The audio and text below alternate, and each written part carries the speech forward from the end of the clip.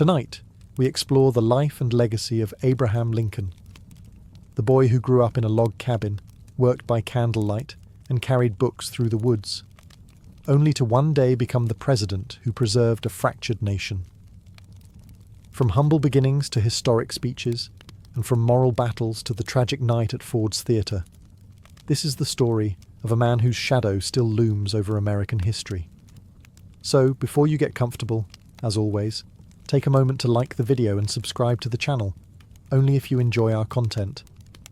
Also, let us know where you're watching from, and what time it is for you. Sometimes, our stories are just too interesting for sleep. And trust us, we're working on some boring ones too. It's time now to dim the lights, turn on a fan for some noise, and let's cover what we have for tonight, together. Before Abraham Lincoln ever stood beneath marble columns, before his words echoed through history books and memorials, he was just a boy. Born on February 12, 1809, in a one-room log cabin in Hardin County, Kentucky, Abraham came into a world of cold winters, dirt floors, and hard hands. His father, Thomas Lincoln, worked as a carpenter and farmer, strong, proud, and stern. His mother, Nancy, was soft-spoken and deeply spiritual, offering what little tenderness she could in a life defined by scarcity. The cabin itself was more a shelter than a home. No windows, no insulation, just rough-hewn logs stacked tightly together. In winter, frost crept inside. Rain tapped on the wooden roof. Abraham would later say he was raised in the backwoods, and it wasn't a metaphor. This was survival. There were no libraries, no teachers, and hardly any books. But there was curiosity, and Abraham had that in abundance. By the time he was 2, the family moved to Indiana, seeking better land. Clearing forests by hand, the Lincolns built another cabin. Abraham, still small, helped however he could. He learned early that life was labour, and labour was life. But inside the stillness of those forests, a boy's imagination grew. He would walk miles just to borrow a book. Once, it's said, he ruined a borrowed copy of Life of George Washington when rain soaked through the walls of the cabin. To repay the damage, he worked for the owner for days, chopping wood and hauling water. That wasn't punishment. That was just the way things were. Neighbours described him as strange, tall for his age, awkward, often wandering alone with scraps of paper, scribbling quotes and poems by firelight. He had a memory like a trap and a love for words that felt unusual for a farm boy. But something in Abraham Lincoln, even then, was reaching upward, not toward power, not yet, just toward understanding. There, in the quiet woods of Indiana, beneath a leaky roof and beside a dwindling fire, a boy began building something far bigger than a log cabin. He was building a mind, a vision, a voice, and that voice would one day echo across a fractured nation. Every great life begins with a wound, one so deep it never quite heals. For Abraham Lincoln, that wound came at the age of 9. It was 1818. The Lincolns had settled in Indiana, carving out a life among thick woods and open sky. The days were long, filled with work, and the family survived on what they could grow, build, or barter. But something invisible and deadly was creeping through the countryside, something called milk sickness. No one understood it then. People fell ill without warning, their muscles weakening, their stomachs turning. Entire households could be wiped out in a matter of days. The cause? Cows grazing on white snake root, a toxic plant. The poison passed into the milk and into the people. Nancy Hanks Lincoln, Abraham's mother, was one of its victims. She grew weak fast. Abraham and his sister, Sarah, watched as their mother, their quiet, warm anchor, faded before their eyes. There was no doctor, no medicine. Just the dim hope that rest might save her. It didn't. Nancy died in the fall, wrapped in a blanket of leaves and silence. She was just 34 years old. Abraham, still a boy, helped carve her coffin with his father. They buried her on a small rise near the cabin, under a handmade wooden cross. He never forgot the moment. For weeks, maybe longer, Abraham said little. He wandered the woods alone, eyes lowered, shoulders heavier than any child's should be. Nancy had been his first teacher, the one who taught him to read, who encouraged his questions, who believed there was something special about her son. Her absence left a hollow place that even time couldn't quite fill. But grief didn't stop life. Thomas Lincoln remarried the next year, bringing a new woman, Sarah Bush Johnston, into the home. She was kind, patient, and brought books with her, actual books. Abraham took to her quickly, and she treated him like her own. In many ways, she helped stitch the boy's heart back together. Still, something had changed. From that point forward, Abraham Lincoln carried sorrow like a shadow, quiet, always close. It made him thoughtful, and it made him kind. Even as a boy, grief gave him depth. And later, as a man, it would give him empathy, the kind a president would need to carry a wounded country on his back. As the seasons passed, the boy from the log cabin began to grow, not just in wisdom, but in height. By the time he was a teenager, Abraham Lincoln stood out in every crowd. Literally, he grew tall, lanky, and long-limbed, 6 feet 4 inches by adulthood, in a time when most men were nearly a foot shorter. His trousers were always too short, his sleeves mismatched, his walk ungraceful. He was described as ungainly, curious, and even grotesque by some. But Abraham didn't care. He wasn't trying to impress anyone. He was trying to understand the world. He read constantly, lying on his stomach by the fireplace, feet kicking in the air as he devoured every book he could borrow or barter for. Shakespeare, Aesop's fables, the Bible, law texts, political speeches. He didn't just read, he studied, memorized, and reflected. Often he'd pause mid-chore to recite a quote or tell a story he'd rehearsed 100 times in his head. Neighbours found him odd. One farmer said, "That boy's always talking like he's already a senator or something." Another called him moony, always staring off, lost in thought. But Lincoln wasn't lazy. He worked hard, splitting logs, planting corn, digging wells. He was known for his strength, able to swing an axe all day without tiring. Yet even during work, his mind was somewhere else. He'd carve verses into fence posts. He'd jot legal arguments on scraps of bark. His hands were rough, but his thoughts were sharp. By his early 20s, Abraham had tried his hand at several trades. He worked as a store clerk, a postmaster, a rail splitter, and a flatboat crewman ferrying goods down the Mississippi River. These journeys opened his eyes, especially to the horrors of slavery, which he witnessed firsthand in the South. Still poor, still mostly self-educated, Lincoln moved to the small town of New Salem, Illinois. It was here that people began to notice him, not for his looks, but for his mind. He could tell a story that had the whole room laughing, then turn around and win a debate with clarity and calm. He wasn't polished. He wasn't powerful. But there was something magnetic about him. Something honest. Slowly, quietly, Abraham Lincoln was stepping into the light. Not as a hero, not yet. Just as a man beginning to find his voice. By the time Abraham Lincoln began his law career in Springfield, Illinois, he was no longer the silent, awkward woodsman. He was now a rising figure, thin as ever, still rough around the edges, but known for his sharp mind, quiet humour, and unmatched storytelling. And it was here that he met Mary Todd. She was unlike any woman he'd ever known.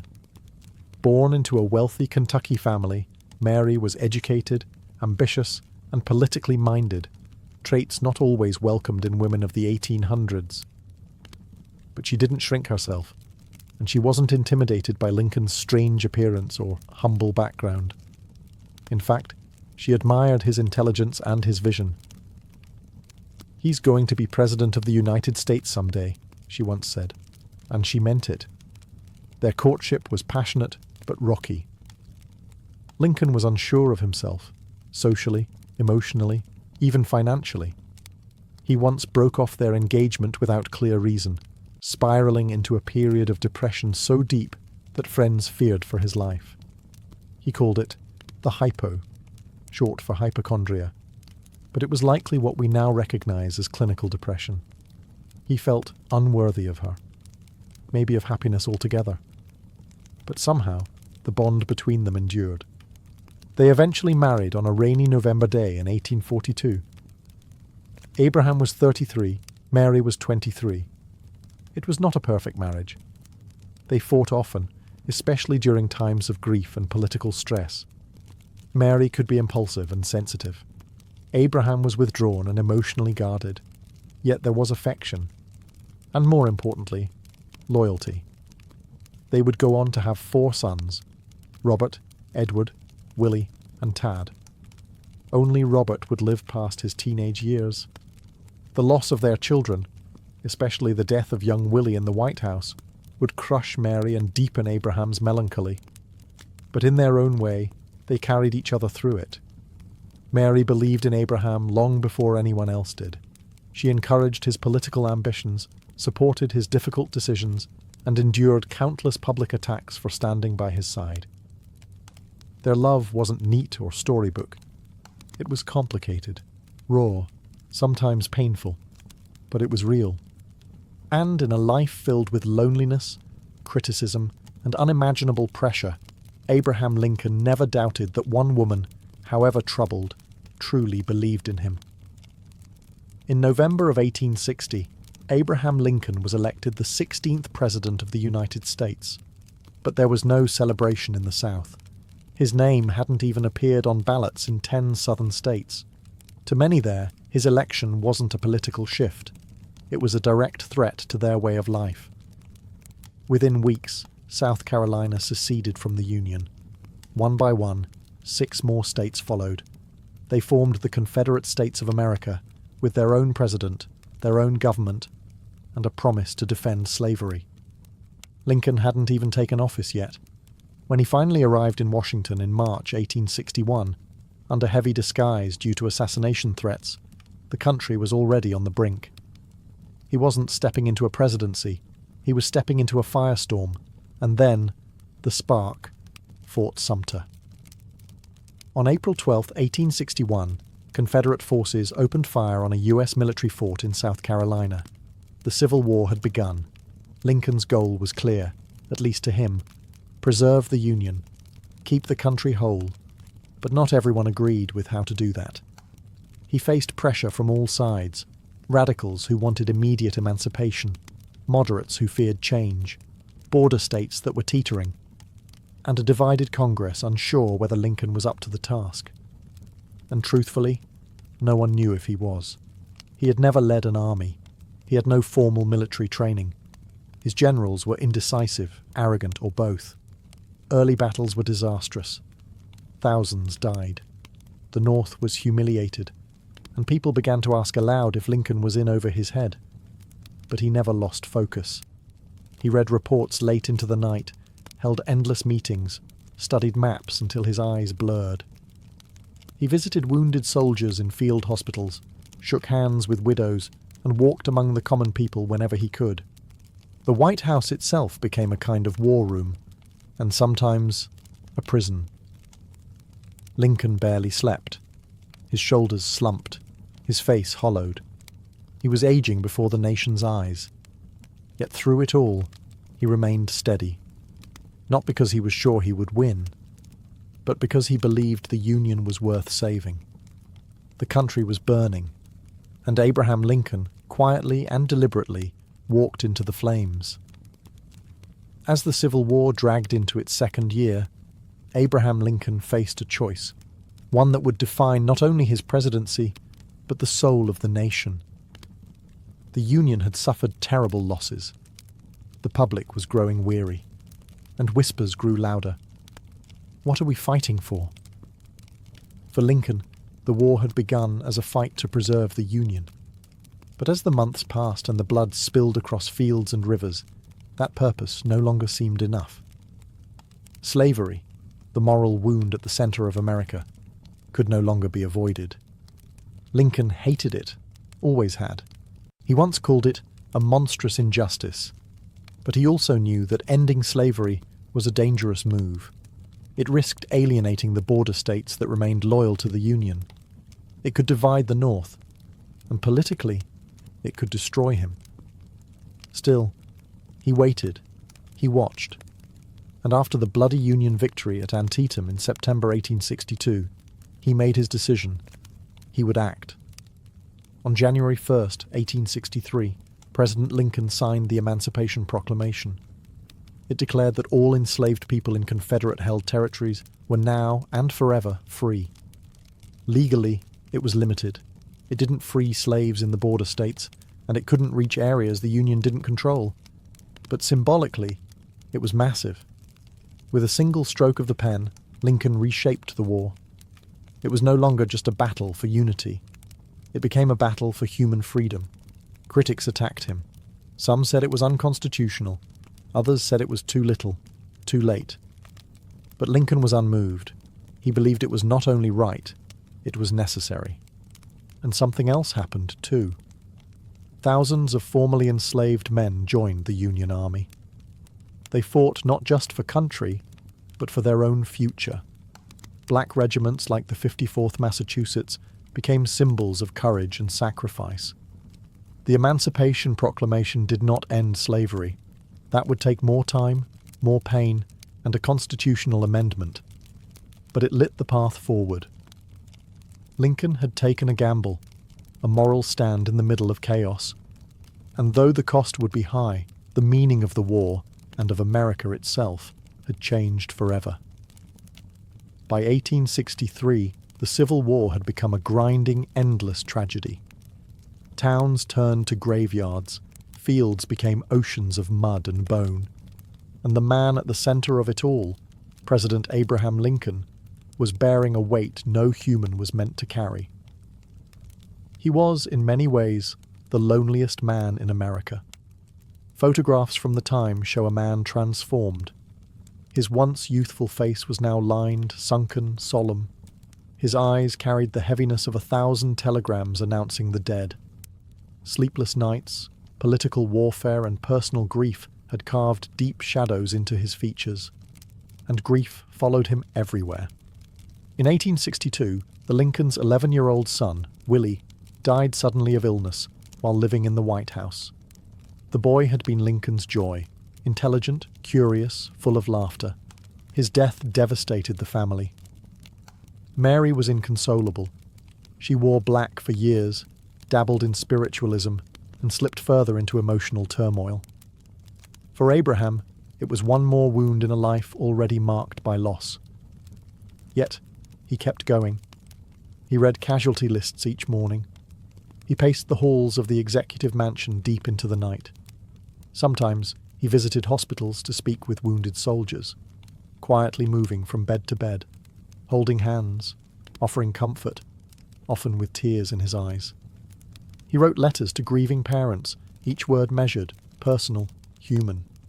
In November 1863, he travelled to Gettysburg, Pennsylvania, the site of one of the war's bloodiest battles. There, in just 272 words, he delivered what would become one of the most famous speeches in American history. The Gettysburg Address wasn't long. It wasn't loud, but it was powerful. He spoke of a new birth of freedom and a government of the people, by the people, for the people. He reminded a weary nation what it was fighting for, but privately Lincoln struggled. He questioned whether he was doing enough, whether the war would ever end, whether the country, so bitterly torn, could truly come together again. Still, he carried on, not with fire, but with quiet resolve. Because deep down, Abraham Lincoln understood something others didn't.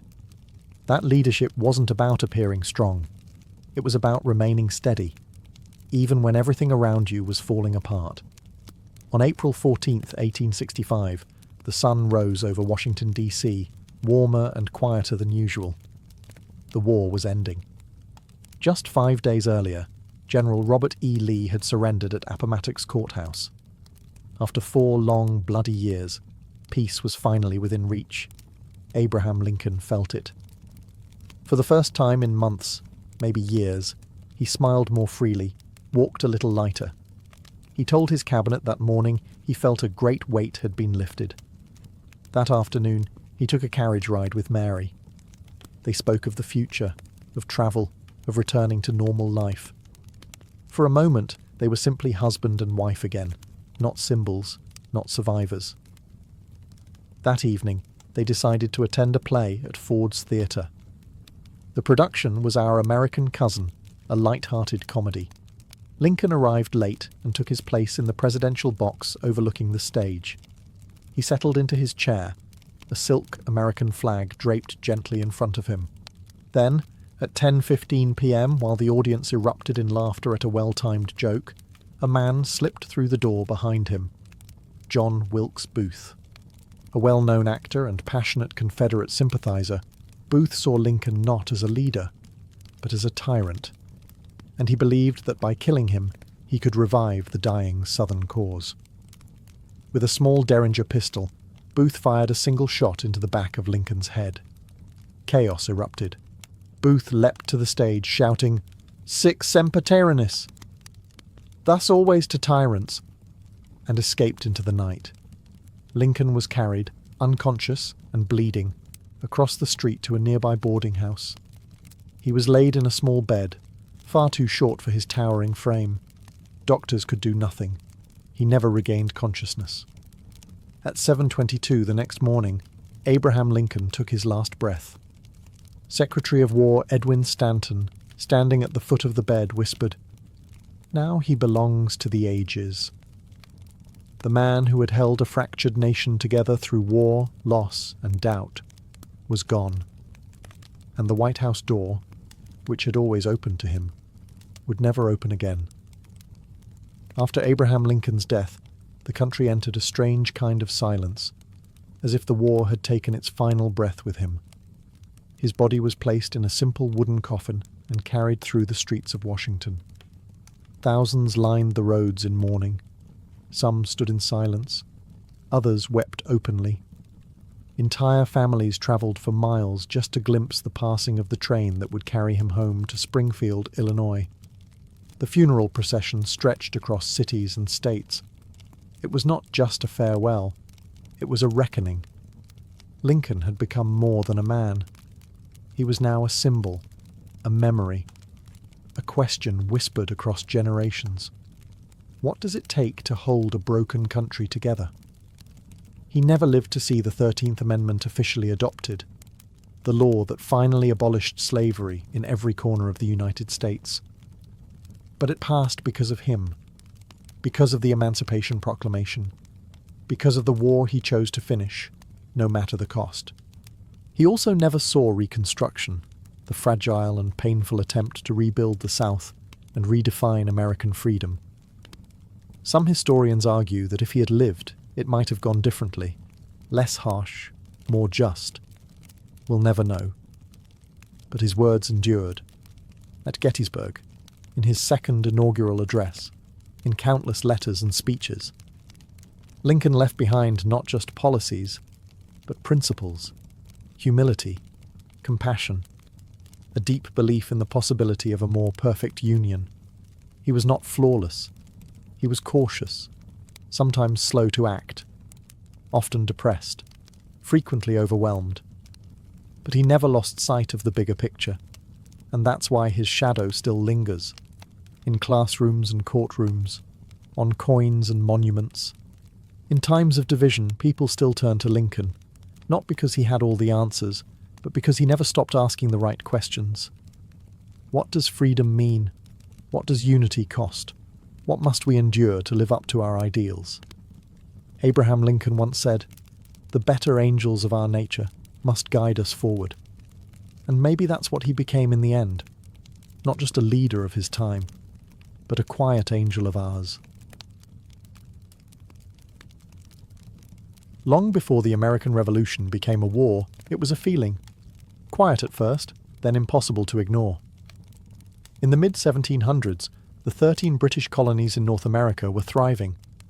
From the rocky coasts of New England to the tobacco fields of Virginia and the port cities of the Carolinas, people lived, worked, and traded under the flag of the British Crown. They were British citizens, proud of it even, but also something else. They were different, tougher, more independent, more used to making their own way. That independence, however, was beginning to feel threatened.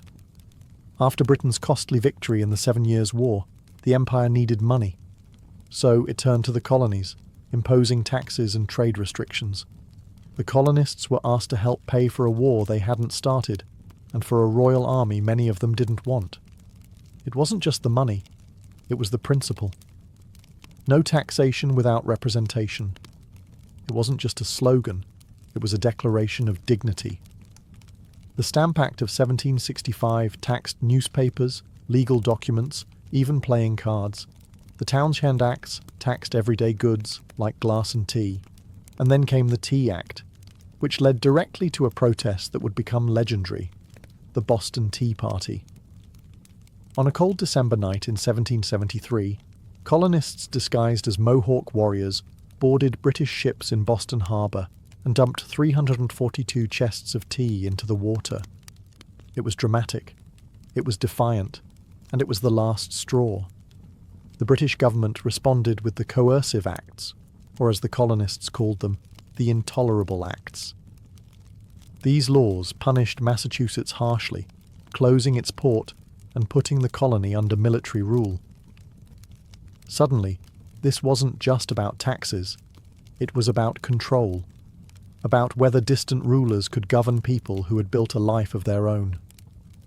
Across the colonies, town meetings turned into resistance councils, merchants boycotted British goods, farmers joined militias. Men and women who once considered themselves loyal subjects now wondered, what if we didn't need a king at all? The colonies were no longer just restless, they were awakening. The fire of revolution hadn't started yet, but the smoke was rising, and it would not be ignored. Before bullets flew and flags were raised, the American Revolution was fought with words. Long before independence became a political demand, it was an idea, and ideas, once spoken aloud, are hard to contain.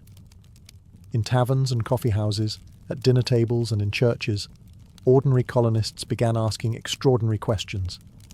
Could a king truly rule people who had never seen his face? Should a government thousands of miles away decide the lives of farmers in Virginia or blacksmiths in Boston? And then came the writers, thinkers who gave voice to this rising doubt. Samuel Adams stirred Boston's streets with fiery newspaper articles and secret meetings. John Dickinson of Pennsylvania, more measured but no less firm, argued for colonial rights in his letters from a farmer in Pennsylvania. And Benjamin Franklin, equal parts scientist and satirist, quietly spread revolutionary seeds across Europe and the colonies through pamphlets and essays. But perhaps the most explosive voice came from an Englishman, Thomas Paine. In January of 1776, Paine published Common Sense, a 47-page pamphlet that ripped apart the idea of monarchy. His words were plain, direct, and fierce. He wrote not for scholars, but for everyone. Shopkeepers, sailors, farmers, all could understand and feel the weight of his arguments. He called the king a tyrant. He called the colonies a nation. He urged independence, not in years, but now. "'Tis time to part," he wrote, and people listened.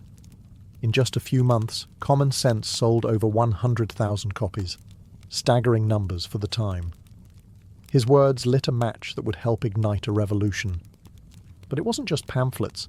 Speeches rang out in state houses. Letters crossed the colonies.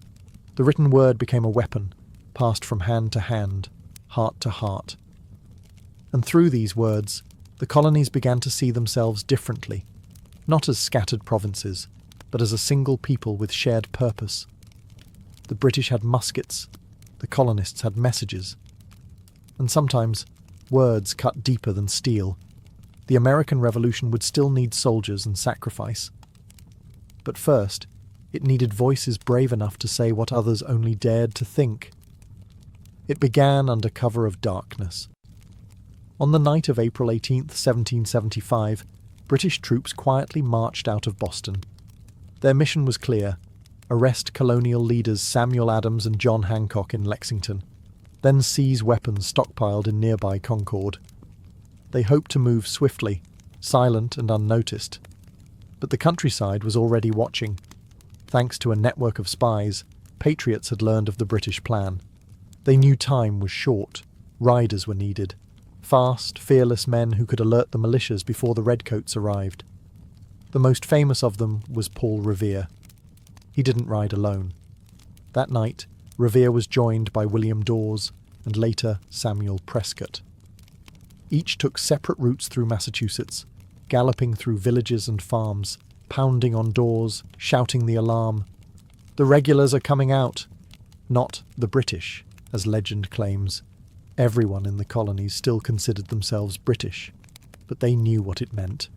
Lanterns were hung in Boston's Old North Church, one if by land, two if by sea. 2 lights flickered in the steeple, signalling that British troops were crossing the Charles River by boat. The message spread like lightning. By morning, colonial Minutemen had gathered in Lexington. Farmers with hunting rifles, blacksmiths with muskets, merchants with powder horns. They were cold, nervous, untrained.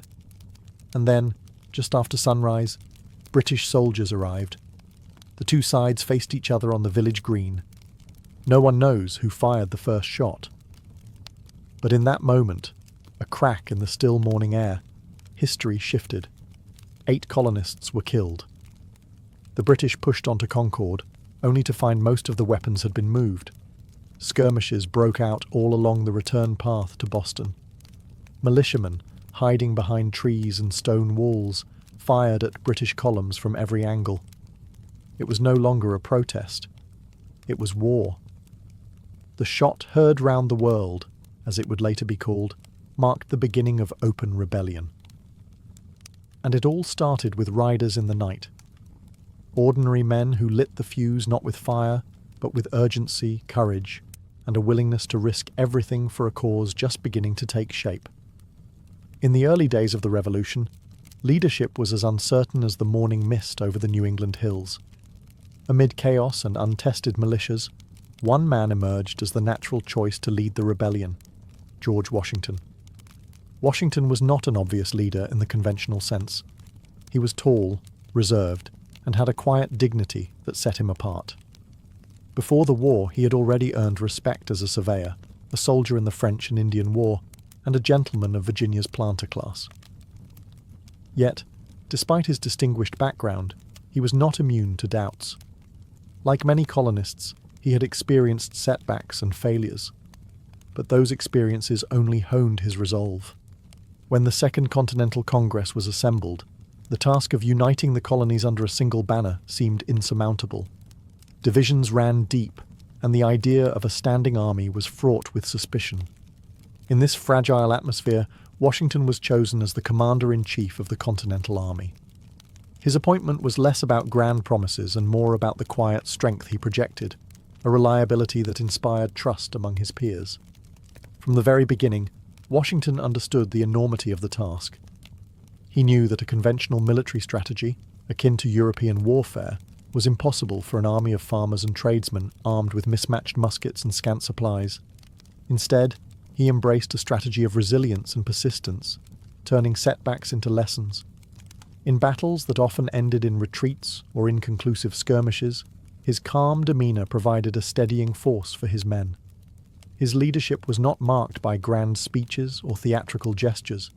Rather, it was his presence on the field, his willingness to ride alongside his troops, to share in their hardships, that made him revered. Washington would often ride out to inspect the encampments, listening to his soldiers' concerns and offering words of encouragement. He understood that unity was built on shared struggle and mutual trust.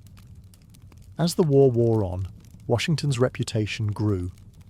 Each challenge, whether it was the brutal winter at Valley Forge or the tactical maneuvering during surprise attacks, cemented his role as the heart of the revolution. His quiet courage and unyielding determination inspired an entire nation. proving that true leadership is forged in the fires of adversity. George Washington was more than a military commander. He was the embodiment of a fledgling nation's hopes, a beacon of steadfast resolve in a time when freedom was the only price worth paying. In the midst of revolution and uncertainty, the colonists turned to the power of the pen. The birth of a nation was not defined solely by muskets and battlefields, but by ideas committed to paper, ideas that would shape a collective destiny. This was a time when every written word carried weight, each stroke of the quill a testament to hope and defiance. In the bustling meeting houses, crowded coffee houses and private studies, influential thinkers drafted a vision for a new society. The Declaration of Independence emerged as a unifying document, a declaration not just of separation from Britain, but of an idea that every person was endowed with inalienable rights. Thomas Jefferson, with his careful yet impassioned words, captured a radical thought, that governments derive their just powers from the consent of the governed. This concept resonated deeply among the colonists, who had long felt the sting of taxation without representation. Before this formal proclamation, however, a quieter revolution was underway. Samuel Adams, John Dickinson, and other early agitators circulated pamphlets that challenged the status quo, their words stirring anger and igniting debates in taverns and town halls. Their writings questioned the legitimacy of a monarchy ruling over distant lands, and they planted the seeds of self-determination in the hearts of ordinary citizens. Across the colonies, newspapers played a pivotal role. They published essays, letters, and reports that revealed the everyday struggles against tyranny. The press became the lifeblood of revolutionary thought, bridging the vast distances between the colonies and uniting diverse voices into a single, resonant call for freedom. The circulation of printed materials ensured that even those in remote farms or coastal towns felt connected to the unfolding drama of revolution. In the fervour of revolutionary spirit, the written word became a tool for empowerment. It was through these carefully crafted letters and manifestos that the colonies began to see themselves as one people, a nascent nation, bound by a common purpose and a shared dream. The idea of independence was, in many ways, inked into the hearts and minds of the colonists long before the battles were fought. Thus, a nation was born in ink, one that would continue to evolve, challenge, and inspire generations to come. In the bitter winter of 1777, as the American Revolution waged on, a moment of deep trial came to define the resolve of a fledgling nation. At Valley Forge, Pennsylvania, George Washington's Continental Army found itself camped in the biting cold, far from the comforts of home and the certainty of victory. This was no battlefield marked by cannon fire and clashing swords. It was a crucible where survival itself was at stake. The soldiers at Valley Forge faced more than the enemy's muskets. They battled a harsh winter that brought with it relentless snow, freezing temperatures and biting winds. Men huddled in makeshift shelters, their bodies trembling in the cold as they shared sparse rations and worn blankets. Disease and hunger crept in like silent invaders, claiming lives not on the field of battle, but within the very camp that was meant to be their refuge. Yet amid the despair, a quiet determination began to grow. Washington, ever the steadfast leader, visited the encampment regularly.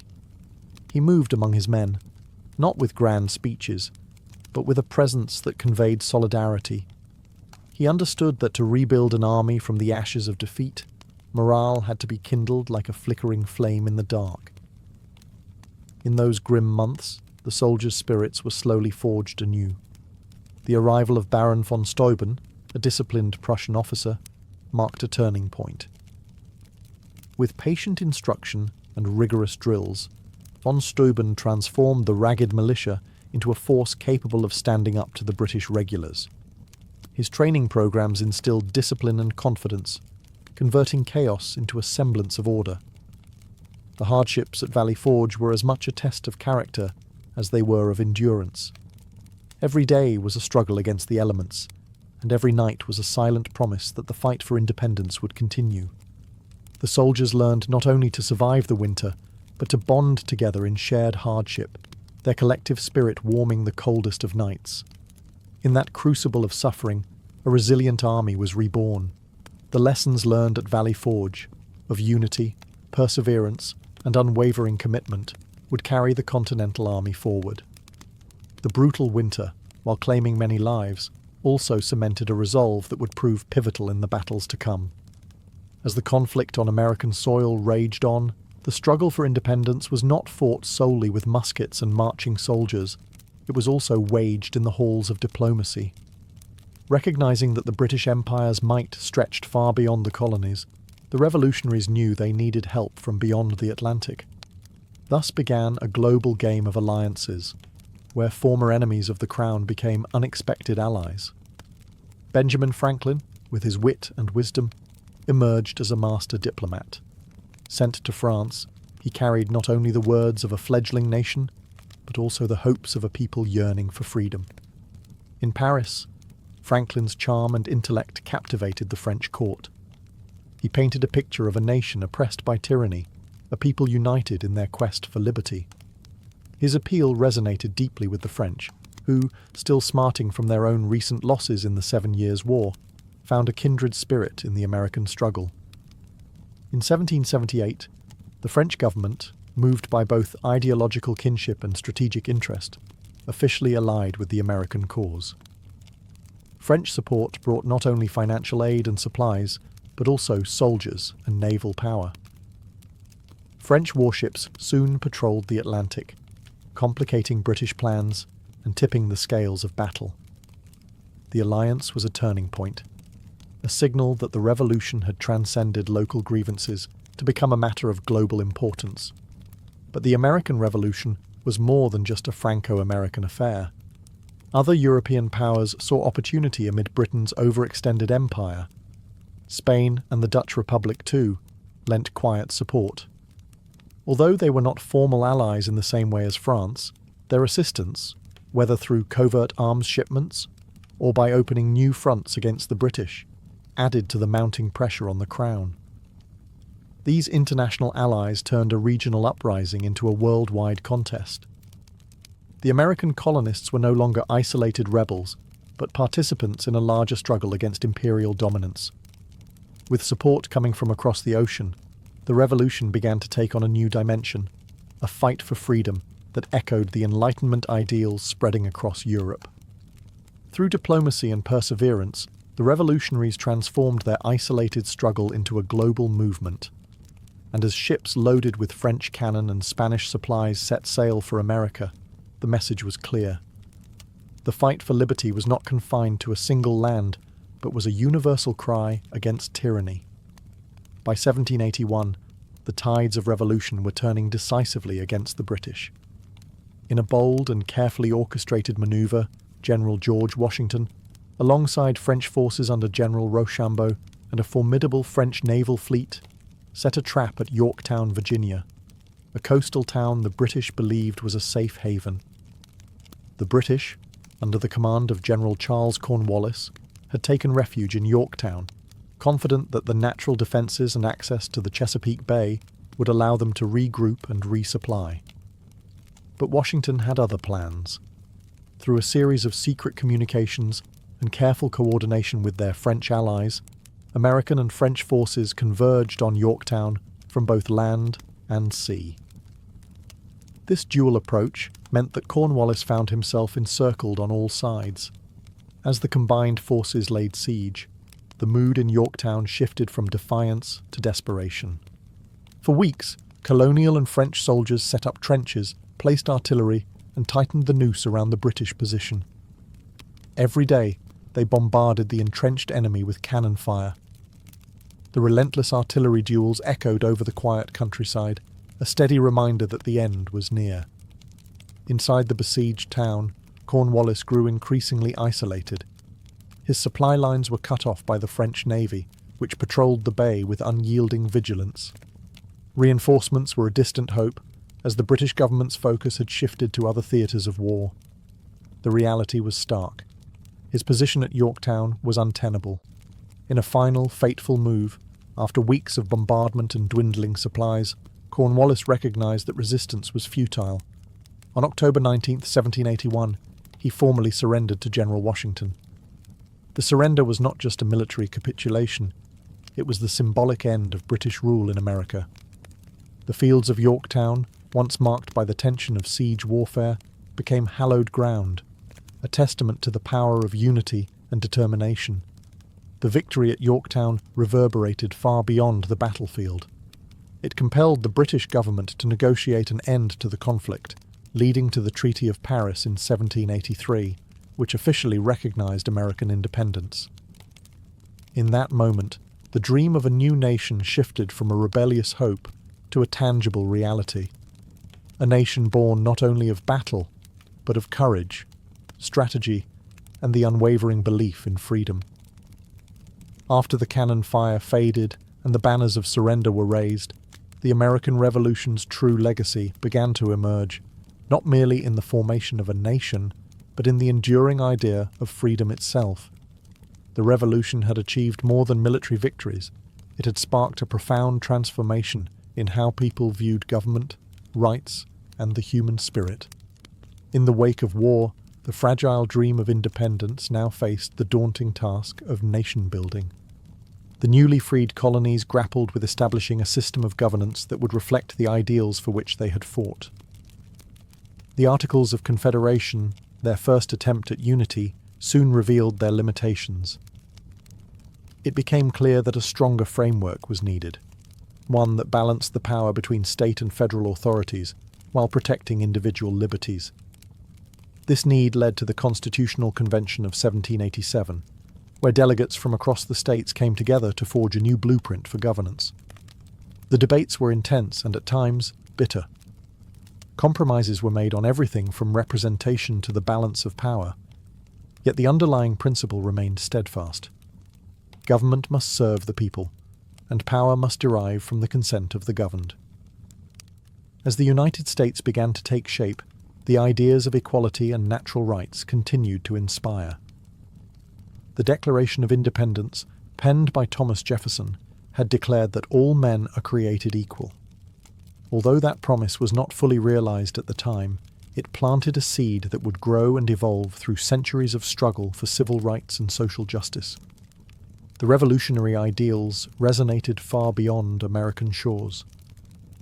They inspired other nations and peoples to challenge their own oppressors and to envision a society where freedom, equality, and democracy were not just abstract concepts, but the very foundation of life. In this way, the American Revolution became a symbol, a rallying cry for oppressed peoples everywhere. The idea that endured was not the conquest of land or the overthrow of a government, but the belief that every individual possesses inherent rights that no ruler can arbitrarily deny. It was a powerful notion that continues to influence debates about liberty and justice today. Thus, long after the battles had ended and the Treaty of Paris was signed, the spirit of revolution lived on. It endures in the ongoing quest for a more perfect union, a reminder that the true revolution was not solely fought on the battlefield, but in the hearts and minds of those who dare to dream of freedom. Wall. High in the Peruvian Andes, shrouded in mist and mystery, lies a city that seems to float between earth and sky. Machu Picchu, often called the Lost City, beckons the curious with its silent stone walls, terraced hillsides, and panoramic vistas that defy the passage of time. Even before explorers set foot on its ancient paths, local legends whispered of a sacred place, a retreat hidden from the eyes of conquerors. The site appears as if it was sculpted by nature's hand, a marvel of engineering blended with breathtaking landscapes.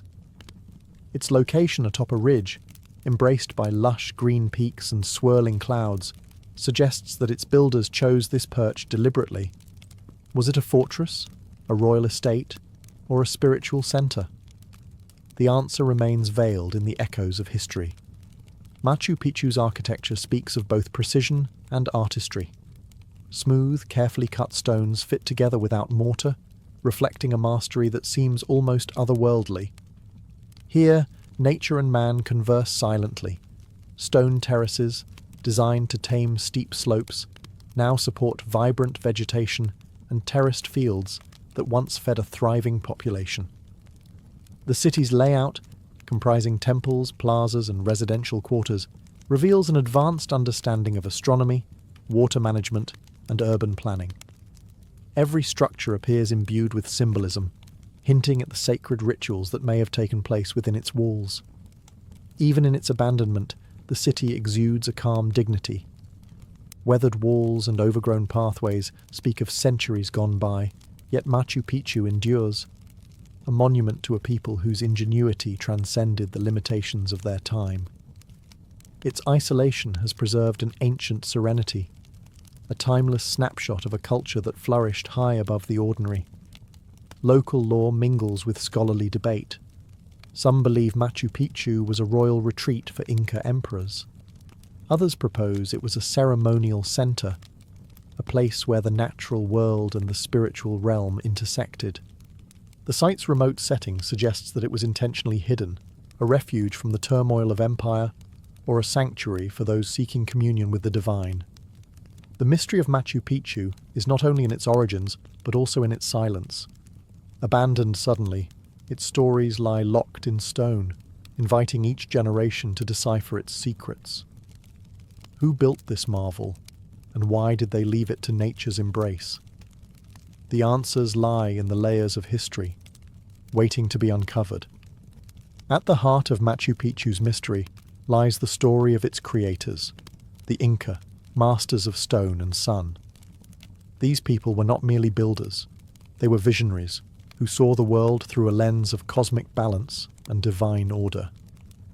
Their techniques, passed down through generations, transformed rugged Andean terrain into a sanctuary of architecture and art. The Inca believed that the sun was the source of all life, a deity whose energy and light were essential to the cycle of nature. It is said that every stone in Machu Picchu was laid with reverence to Inti, the sun god. The city's layout mirrors celestial patterns, and its many temples and plazas align with the solstices and equinoxes, suggesting that astronomy played a crucial role in its design. Here, the movement of the sun and stars was not simply observed but celebrated, with every sunrise and sunset marking a ritual of renewal. Craftsmanship was at the core of Inca engineering. The stonework of Machu Picchu is legendary. Blocks were carved with such precision that they fit together seamlessly without the use of mortar. This technique, known as ashlar masonry, allowed the structures to withstand the seismic tremors common in the Andes. The stones seemed to breathe together, forming walls that have withstood centuries of weather and time. This unity of material and spirit reflected the Inca view of a world where every element was interconnected. Artisans and labourers, organised under the meticulous direction of Inca architects, transformed the landscape. They carved terraces into the steep mountainsides, not only to stabilise the land, but also to create agricultural plots that would sustain the community. These terraces, now overgrown with vegetation, were once meticulously maintained, each level carefully planned to capture the nutrients of the soil and the warmth of the sun. The builders of Machu Picchu imbued their creations with symbolism. In every carved doorway and sundial, there was an echo of their belief in a harmonious universe, a world where human ingenuity worked in concert with the natural order. They crafted a city that was both functional and sacred, a place where the everyday and the divine coexisted. Their legacy is a silent testament to a culture that revered both the tangible and the spiritual, a people who built a city not just to live in, but to honour the sun, the earth, and the eternal dance between nature and human ambition. Every stone and pathway in Machu Picchu seems to whisper secrets of the cosmos, a testament to the Incas' profound understanding of sacred geometry. The city is not a random assemblage of structures, but a carefully orchestrated symphony of shapes, lines, and angles that reflect a deep cosmic order. To the Inca, geometry was not merely a mathematical tool, it was a language of the divine, a means of expressing the harmony between the heavens and the earth. Walking through Machu Picchu, one can't help but notice how the layout of the city mirrors the natural world. The terraces carved into the mountainside follow precise, calculated patterns that manage water flow and soil fertility, while also creating a visual rhythm that echoes the contours of the Andean landscape. These terraces are more than agricultural innovations. They are an embodiment of balance, reflecting the Incas' belief that nature and human endeavour are intertwined. Central to this geometric design is the Intihuatana stone, often referred to as the hitching post of the sun. This carved rock stands as a pivot around which the movements of the sun were observed and celebrated. During the winter solstice, the sun casts a unique shadow on the stone, an event that was likely marked by solemn rituals. The Intihuatana, with its precise angles and smooth surfaces, is a physical manifestation of the Incas' astronomical expertise, serving as both a calendar and a symbol of cosmic order. The city's plazas, temples, and living quarters align with cardinal points and celestial events, underscoring the Incas' commitment to a universe ruled by cycles and balance. At Machu Picchu, east-west alignments hint at the rising and setting of the sun, while north-south orientations may correspond to other stellar phenomena. Such precision in planning demonstrates an advanced knowledge of astronomy, which was interwoven with spiritual practices. In the hands of the Inca, geometry was a sacred art. It was used not simply to build, but to create a space where the human spirit could commune with the universe.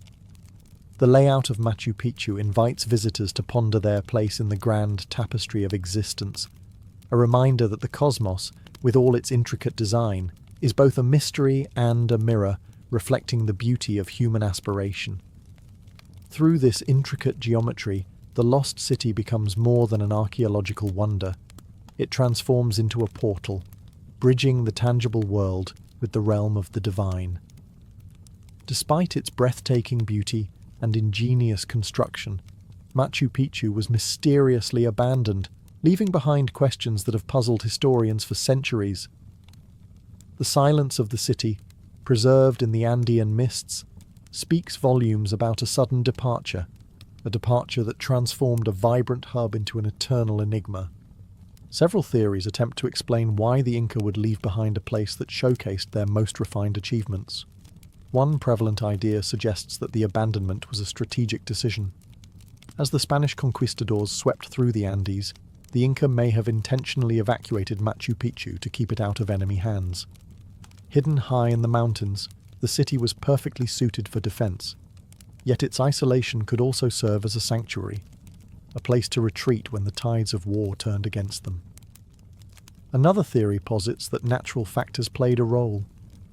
The rugged Andean environment, with its unpredictable weather and challenging terrain, may have gradually made life at Machu Picchu unsustainable.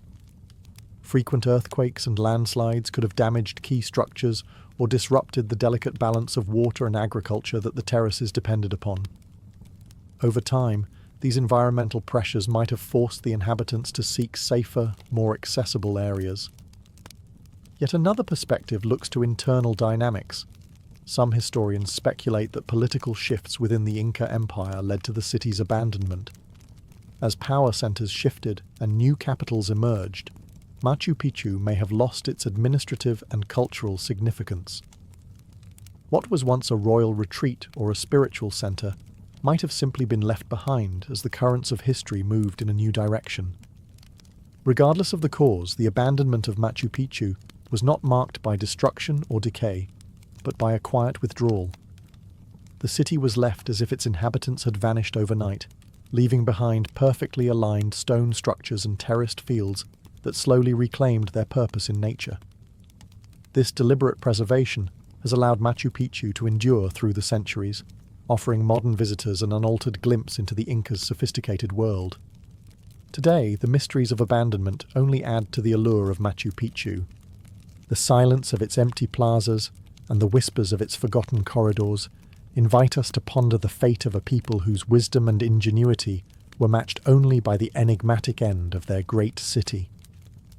In the silence of Machu Picchu, the lingering echoes of ancient rituals and spiritual reverence still resonate, inviting us into the soul of the Inca world. The city was more than a strategic stronghold or a royal retreat. It was a sacred space, meticulously designed to honor the divine forces that governed life in the Andes. Throughout Machu Picchu, evidence of ceremonial practices is woven into the very fabric of the architecture. Temples, plazas, and even certain rock formations appear intentionally placed to serve as conduits between the mortal and the divine. The Temple of the Sun, with its perfectly curved stone windows and niches, was a focal point for rituals dedicated to Inti, the revered sun god. Here, worshippers likely gathered at dawn to witness the first light, a daily renewal that symbolized rebirth and hope. Adjacent to these grand temples were smaller shrines and ceremonial platforms, their modest size belying their spiritual significance. These spaces served as intimate settings for personal prayers, offerings, and communal gatherings. The careful alignment of these structures with astronomical events suggests that the Inca orchestrated their rituals to coincide with the cycles of the heavens, imbuing their ceremonies with the natural rhythm of the cosmos. The sounds of ritual once echoed through these stone corridors: chants, the rustle of ceremonial garments, and the rhythmic beating of drums, each element a vital part of the sacred performance.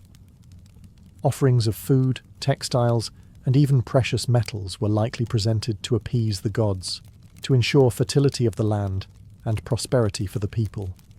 These ceremonies were not merely acts of devotion, they were a reaffirmation of the community's identity, a declaration that their lives were interwoven with the cosmic order.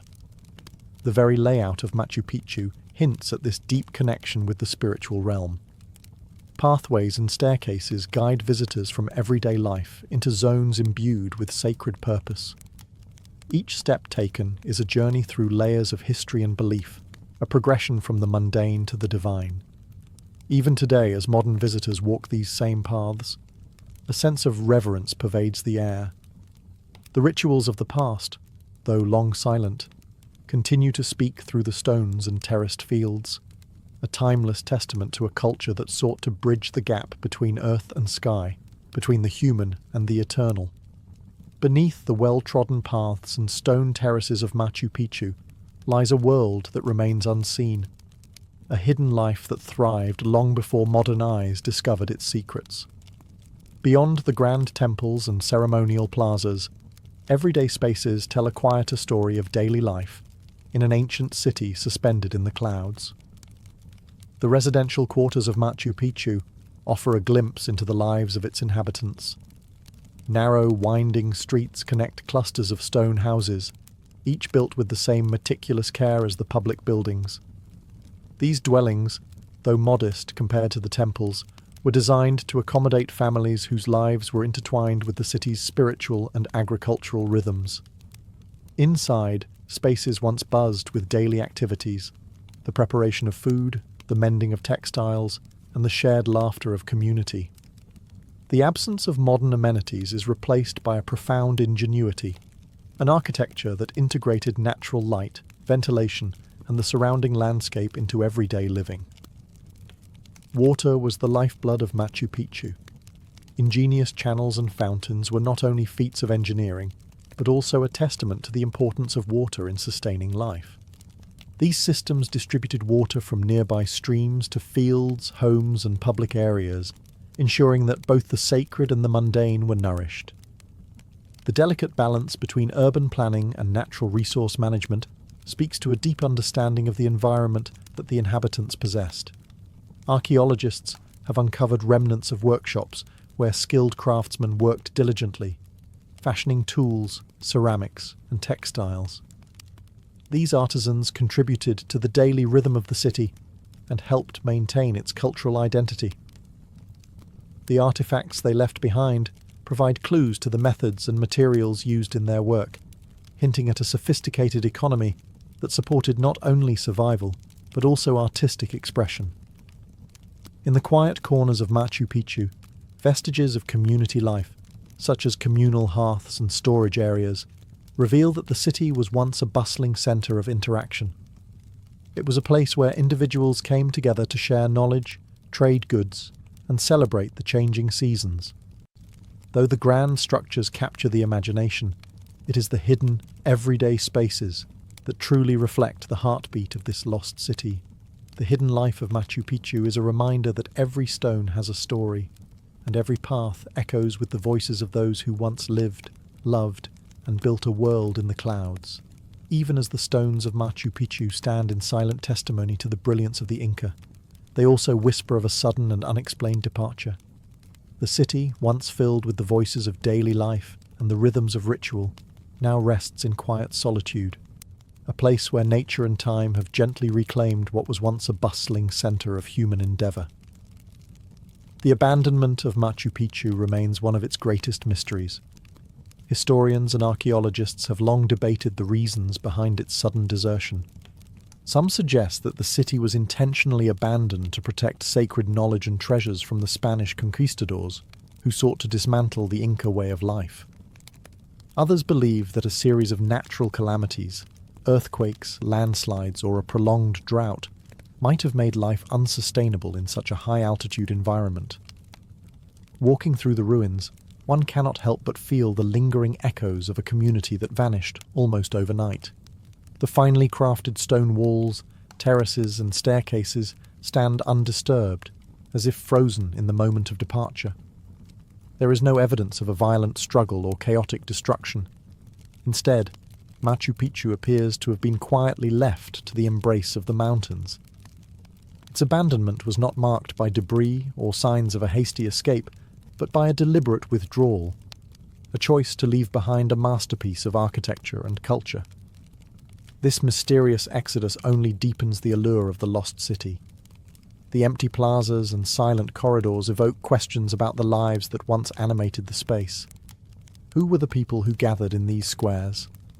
What dreams did they nurture as they looked out over the Andean peaks? And why, despite all its splendor, was the city eventually left to the whims of time? The echoes of abandonment resonate in every overgrown pathway and every weathered stone. They serve as a poignant reminder that even the most magnificent creations can fall silent, leaving behind only whispers of what once was. In the stillness of Machu Picchu, the past lives on, a timeless invitation to explore, to question, and to remember the impermanence of all things. Centuries passed, and the silent majesty of Machu Picchu remained hidden in the rugged peaks of the Andes, its secrets locked away beneath layers of mist and time. It was not until the early 20th century that this lost legacy was rediscovered, sending shockwaves of wonder through the world of archaeology and history. The rediscovery of Machu Picchu was as dramatic as it was serendipitous.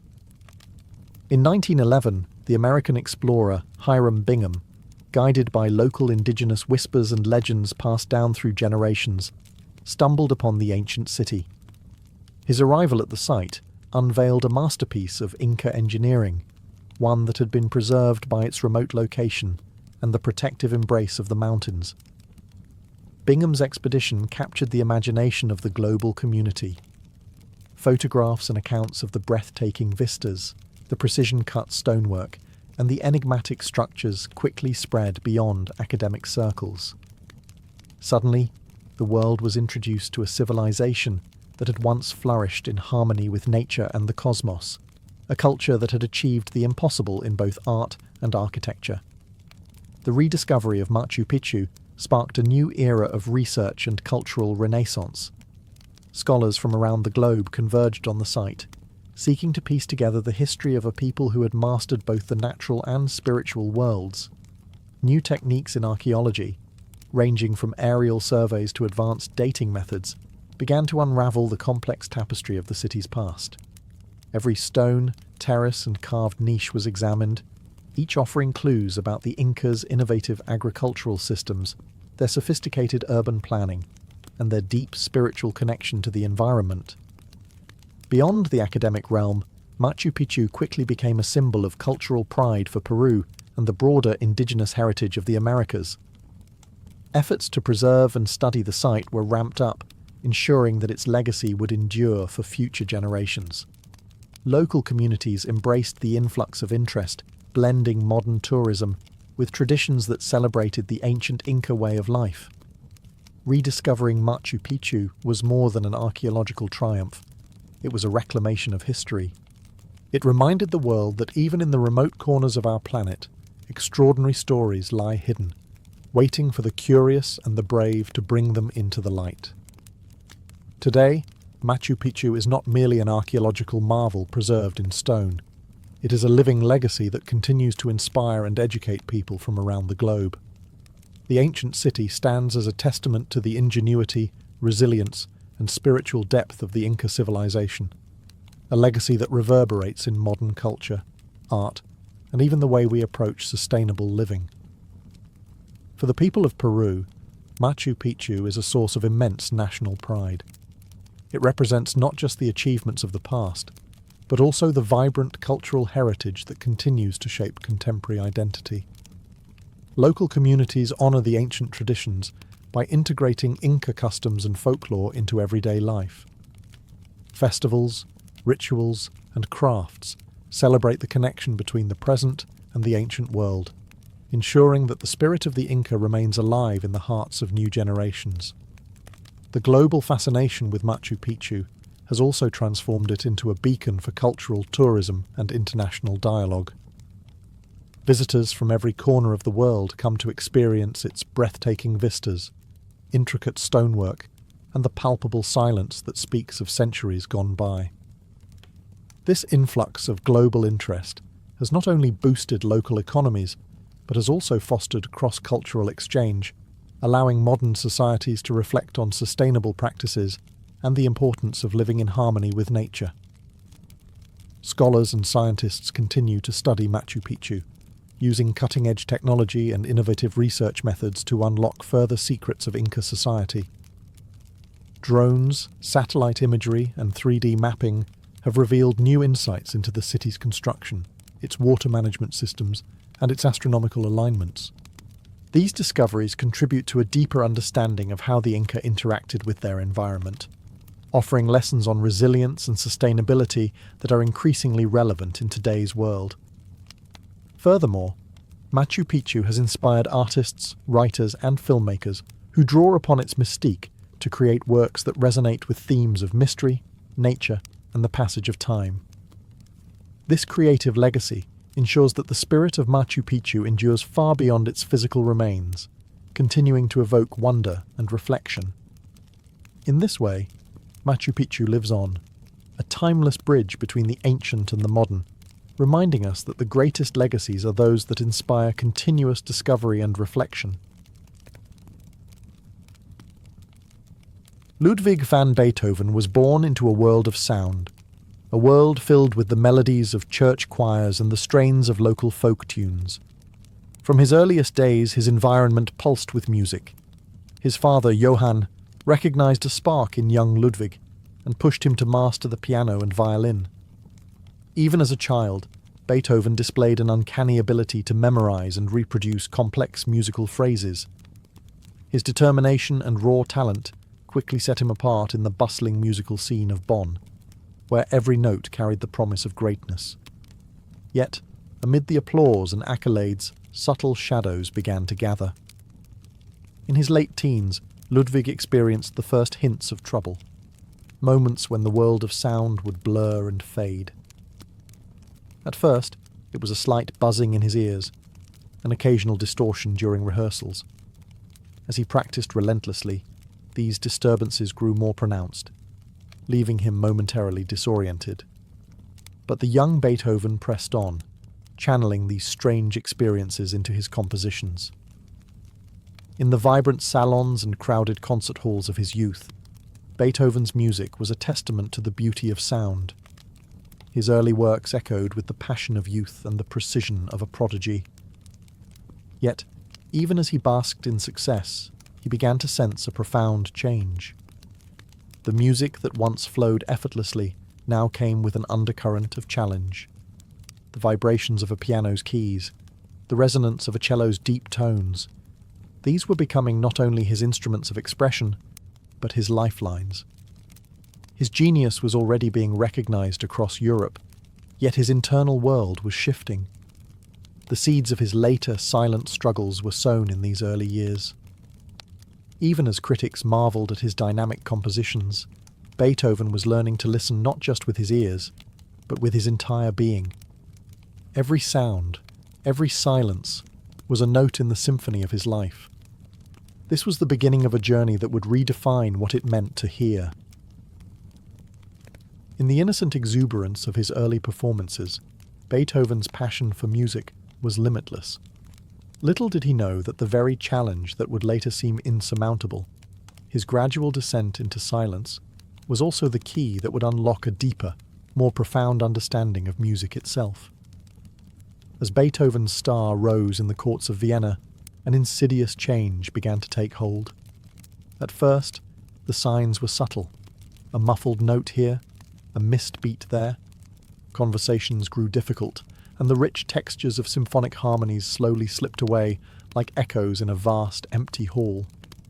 The brilliant composer, once surrounded by the full spectrum of sound, found himself increasingly isolated in a world that was gradually dimming.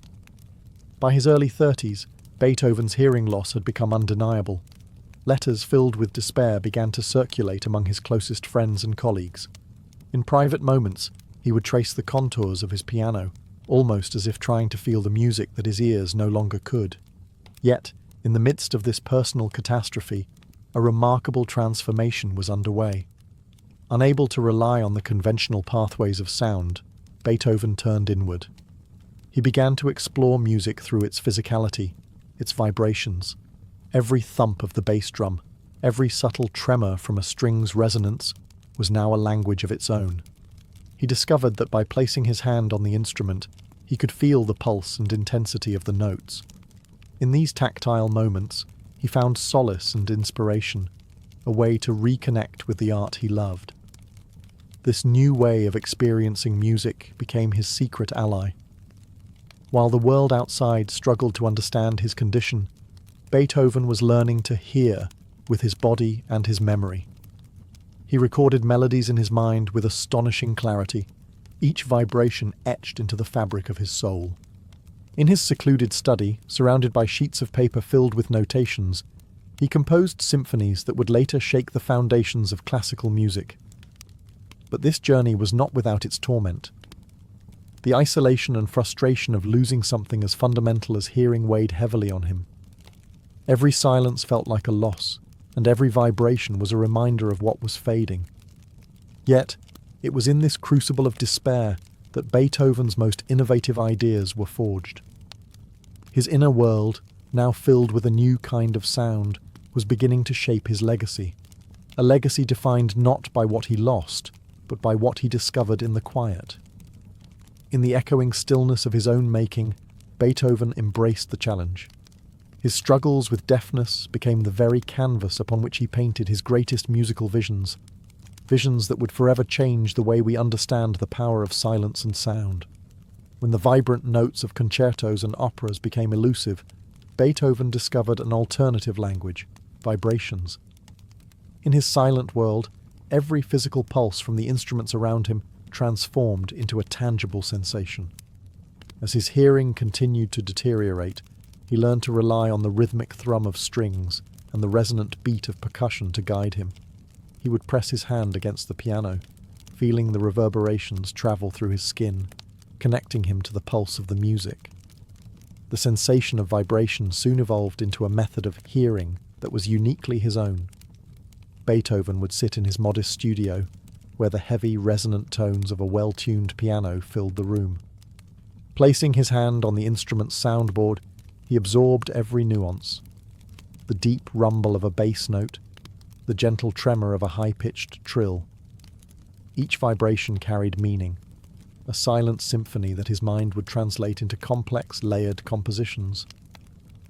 For Beethoven, these physical sensations were more than just substitutes for sound. They were a doorway into an inner realm where music existed in its purest form. It was here, in this tactile universe, that he began to compose his most daring works. With each vibration, he felt the interplay of rhythm and emotion, capturing fleeting moments of inspiration that defied the constraints of silence. His notebooks filled with sketches of melodies and harmonic structures, blueprints for symphonies that would later captivate the world. In time, this new way of experiencing music reshaped his creative process. No longer confined by the limitations of traditional hearing, Beethoven's imagination soared. He embraced a broader spectrum of sound, a blend of memory, emotion, and physical sensation. The vibrations became the heartbeat of his compositions, driving him to experiment with dynamics, texture, and form. Every throb of the instrument was a reminder that music was not solely an auditory experience, but a universal language accessible through touch and intuition. Even as his hearing faded into oblivion, Beethoven's ability to translate the language of vibrations into masterpieces grew ever stronger. His inner concert hall, a world built on the echoes of tactile sensations, became the birthplace of symphonies that would defy time. It was a realm where silence was not empty, but filled with the infinite resonance of memory and feeling, a world that would soon give rise to some of the greatest musical achievements in history. In the depths of his personal silence, Beethoven forged a new path for creativity. Unable to rely on the external sounds that once inspired him, he turned inward to his vast reservoir of memory. Every note he had heard in his youth, every melody etched in his mind, became a precious resource.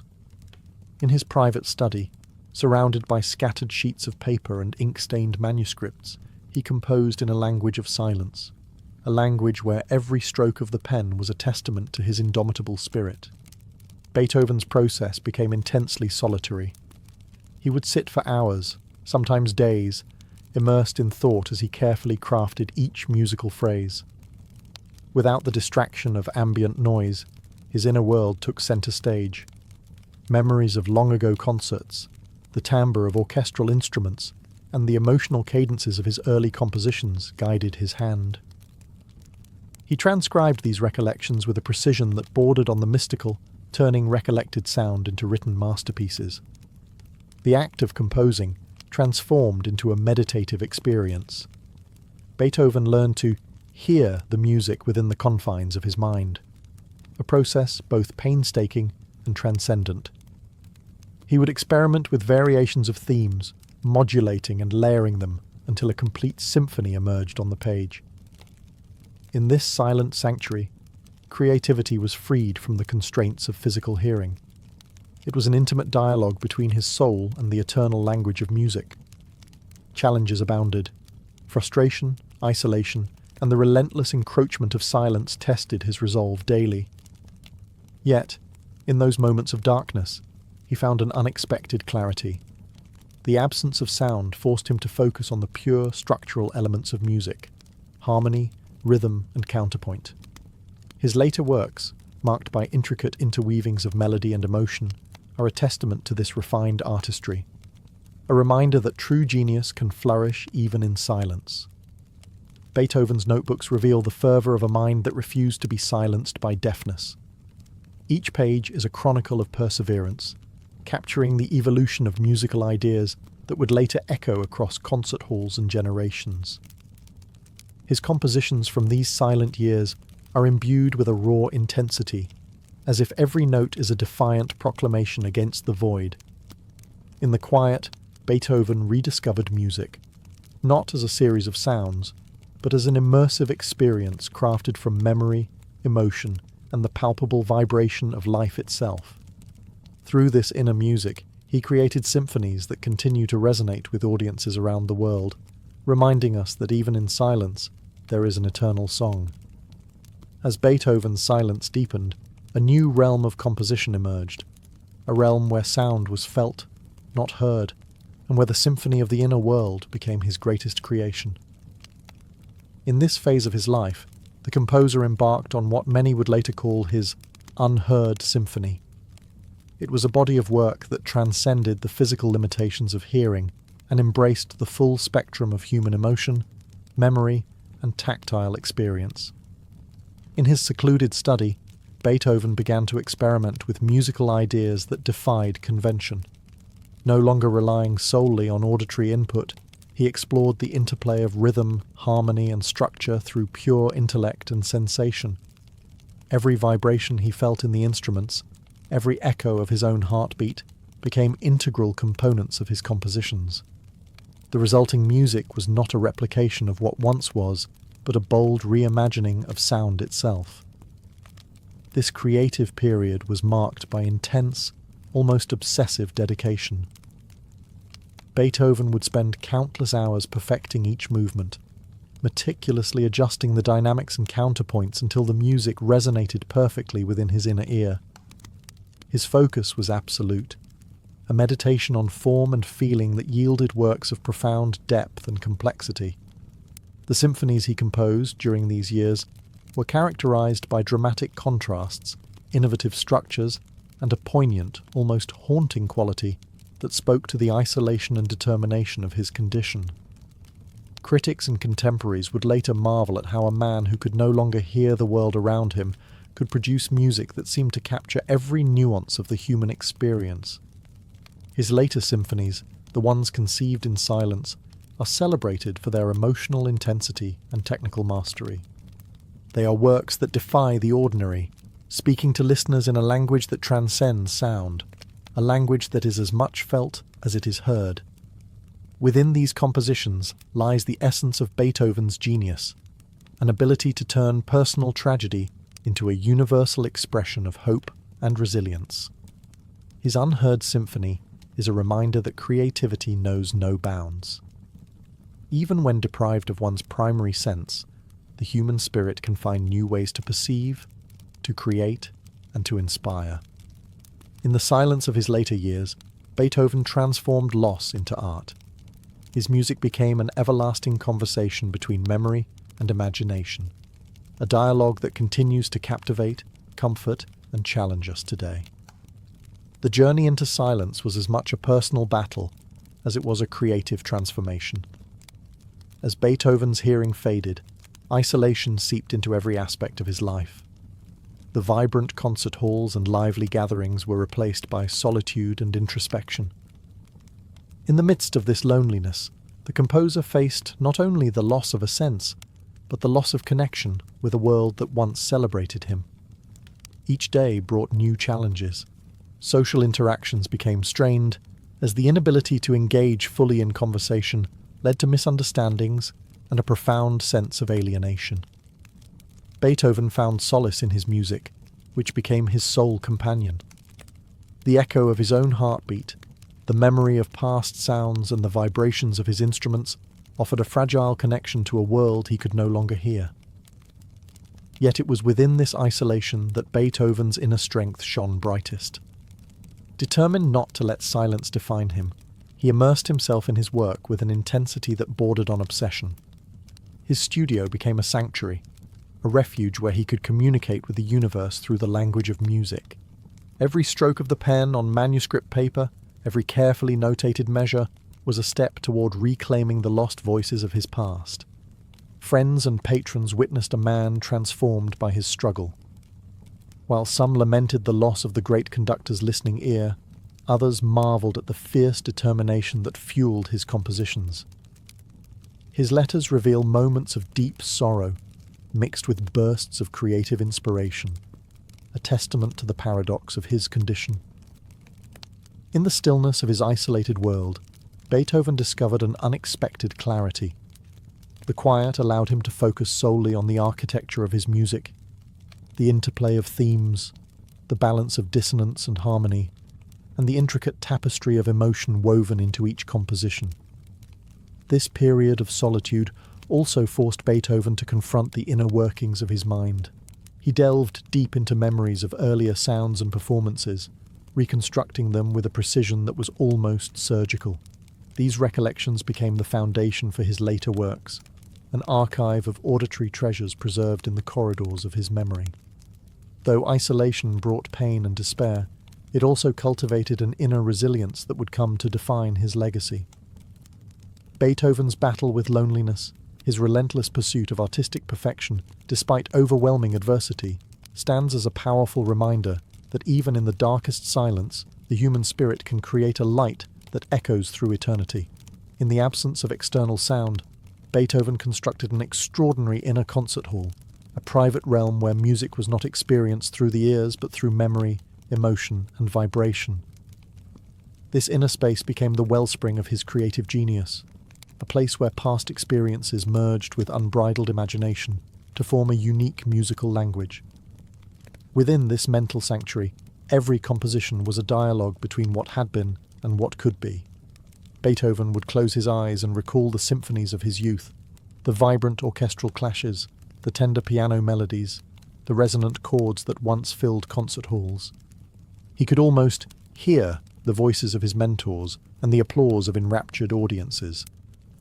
These recollections served as both inspiration and foundation, guiding him as he crafted new works that transcended the limitations of his physical hearing.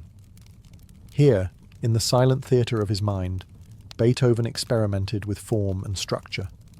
He explored bold harmonic shifts, layered counterpoints, and daring rhythmic innovations, all the while relying on the tactile sensations of vibrations and the vivid imagery of musical memories.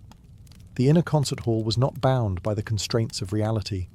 It was a realm where every emotion found expression in sound, where every nuance of human experience could be rendered into music. This internal world was a refuge from isolation, a place where the tumult of everyday life faded away, replaced by the clarity of pure, unadulterated creativity. In these moments of deep introspection, Beethoven was free to explore the deepest recesses of his soul. The resulting compositions bore the unmistakable imprint of his struggle and triumph, a blend of raw emotion, technical mastery, and transcendent beauty. The inner concert hall also served as a bridge between the past and the present. Beethoven meticulously documented his ideas in countless notebooks, each page a window into the intimate process of his musical creation. These manuscripts reveal a man who, despite his growing silence, was more connected to music than ever before.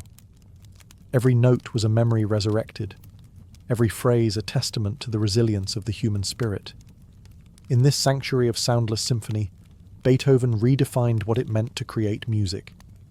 His inner concert hall became a symbol of hope, a reminder that even when the external world grows quiet, the internal echo of passion and genius can produce works that resonate far beyond the limits of time and space.